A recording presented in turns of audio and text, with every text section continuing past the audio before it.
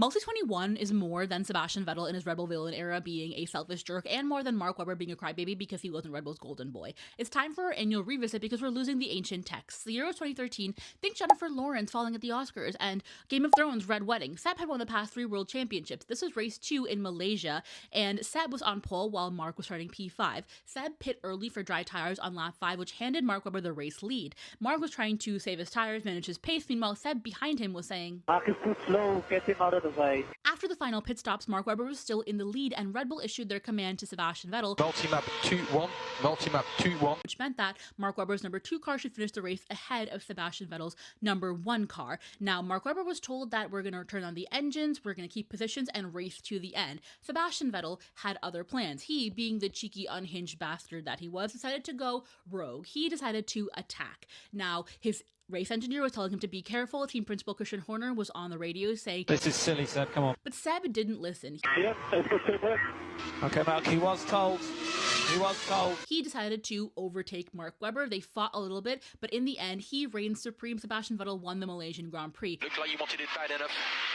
Still, there'll be some explaining to do. Mark Webber was not a happy man. Seb is in the cool-down room drinking water as if he's a parched man who had just walked through a desert. Mark Webber is saying, Multi-21, Seb. Yeah, multi-21. And looking like an angry capybara, and Adrian Newey is standing there like a floating amoeba, not knowing what to do with himself. And on the podium, in the interviews, Mark Webber is saying, in the end, Seb made his own decisions today and we'll have protection as usual, and that's the way it goes. In the aftermath, immediately, Seb is apologetic, okay? In the press conference, he is saying, I made a big mistake today. We should have stayed in the positions that we were in. In the media, he is saying, for sure, it's not a victory that I'm very proud of because it should have been Max. In the weeks between China and Malaysia, something changes. Seb, at this press conference at the Infinity headquarters with just him and a bunch of reporters, is saying things like, you know what, I'm usually a guy that respects the team decisions and Mark didn't deserve it, but also saying that there's been more than one occasion in the past where Mark could have helped the team, aka him, and didn't. So there's a little bit of like, is this retribution? Is this revenge? Is this payback for something? And it's Ted Kravitz, I think, that asks him, is this payback for Brazil 2012? And he says, maybe indirectly so. Bottom line is that I was racing, I was faster, I passed him, I won. And Dietrich Mateschitz, his team owner, is saying that there's going to be no more team orders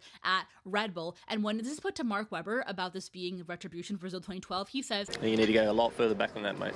When talking to Lee McKenzie, Seb is saying, you know what, I'm apologetic to the team for putting myself above them. I don't want to do that, but I don't apologize for winning. Basically, he's serving 10 out of 10 on the poll quotes, but he's also turning himself into the unwilling scion of being a bad teammate. The poster boy for it, if you will. The question is, why did he do this? I mean, my answer is that Seb is a winner through and through, and he saw an opportunity to win, which, unfair or not, he took, because the concept of coming second deliberately to lose deliberately is unnatural.